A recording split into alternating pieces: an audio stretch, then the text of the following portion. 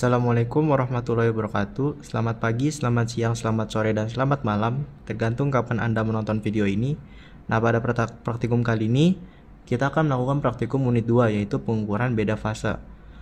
Nah, pada langkah pertama, sebelum kita memulai menggunakan alatnya, pertama-tama kita kalibrasi terlebih dahulu osiloskopnya. Nah, di sini posisinya osiloskop sudah terkalibrasi. Kemudian langkah selanjutnya adalah dengan mengatur nilai output pada function generator sebesar 1000 Hz atau 1 kHz dan nilai amplitudenya atau voltase peak to peak-nya itu sebesar 2 volt. Nah, pada percobaan kali ini nilai volt per div-nya adalah 1 volt, sehingga kita akan mengatur sehingga dia menjadi 2 kotak. Nah, bisa dilihat hasil output dari function generator sudah disetting menjadi 2 volt peak to peak.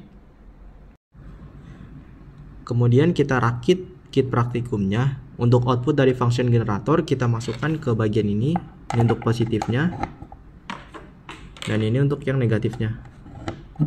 Lalu setelah itu kita masukkan output dari osiloskop pada channel pertama. Channel pertama itu akan mengukur nilai sumber tegangan, jadi kita masukkan ke sebelah sini, yaitu ini untuk positifnya, yang ini untuk negatifnya.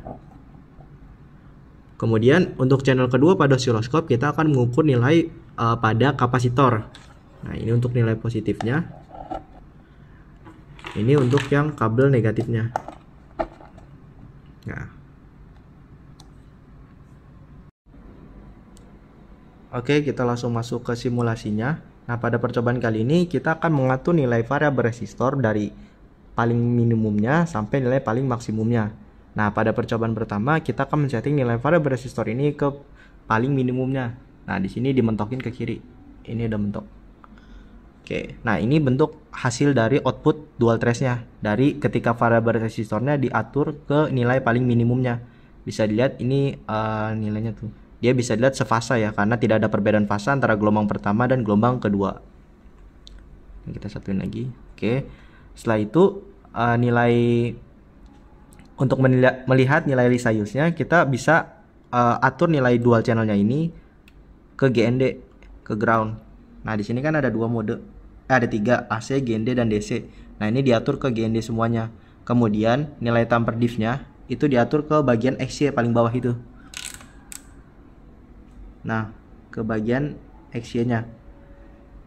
Setelah itu bisa dilihat di tampilan layar, dia akan ada titik. Nah, titik ini kita akan atur menggunakan posisi itu sampai berada di tengah, tepat di tengah layar. Nah, setelah sampai tengah layar, baru kita kembalikan lagi nilai yang tadi. Ini ke AC, ini ke AC.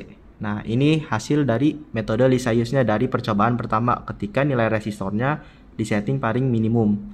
Nah, kemudian pada percobaan selanjutnya kita atur nilai variabel resistornya ke 1/4. Nah, ini udah kurang lebih 1/4. Lalu bisa dilihat nih dari hasil metode Lisiusnya. Nah, di sini bisa dilihat bagian dari pucuk yang terkena sumbu Y ini sampai ke sumbu X itu adalah nilai C-nya. Sedangkan bagian yang paling ujung dari elips ini sampai bagian sumbu X-nya itu dihitung sebagai sebagai nilai D-nya. Nah, bisa dilihat di sini nilai C-nya itu sekitar 1,9 sekitar 1,9 lebih. Kan nggak pas di tengah kan, jadi sekitar 1,9. Nah, untuk nilai D-nya itu sekitar 4,5 nih. Kan dia nggak pas 4 ya. Dia ada lebih sedikit, lebih setengahan lah. Jadi 4,5. Jadi nilai C-nya di sini 1,9. Nilai D-nya itu 4,5. Nah, itu ntar bisa dimasukin ke rumusnya untuk mendapatkan nilai perbedaan fasanya. Nah, untuk kembali ke mode dual trace, kita tinggal rubah nilai time per div tadi ke nilai yang sudah terkalibrasi yang tadi. Nah, bisa dilihat di sini nilai hasil dari dual trace-nya. Nah, untuk di dual trace, nilai delta T itu didapat dari perbedaan antara fasa gelombang pertama dan gelombang kedua. Bagian pucuknya nih, bisa dilihat nanti. Atau kalau susah bisa dilihat dari di sininya. Dia tuh ada perbedaan berapa garis. Nah, kalau di contoh ini itu mungkin bedanya sekitar 0,5 atau 0,6. Itu delta T-nya. Nah, untuk nilai T-nya itu adalah panjang dari satu gelombang ini. Dimana ini bisa dilihat di sini kan ada 1, 2, 3, 4, 5, 6, 7, 8, 9, 10 nih. Berarti untuk nilai T-nya atau periodenya itu adalah 10, sedangkan nilai delta T-nya itu 0,5 atau 0,6 sekitar segitu. Nah, ntar bisa dimasukin rumus untuk mendapatkan nilai perbedaan fasanya. Kemudian untuk percobaan kedua itu ketika nilainya diaturnya di setengah. Nah, bisa dilihat ketika dia nilainya diaturnya di setengah itu bakalan lebih jauh jaraknya antara pucuk satu dan pucuk gelombang pertama dan pucuk gelombang kedua. Lalu untuk masuk ke mode dual trace kita lakukan yang mode ke Lissajous kita lakukan hal yang sama.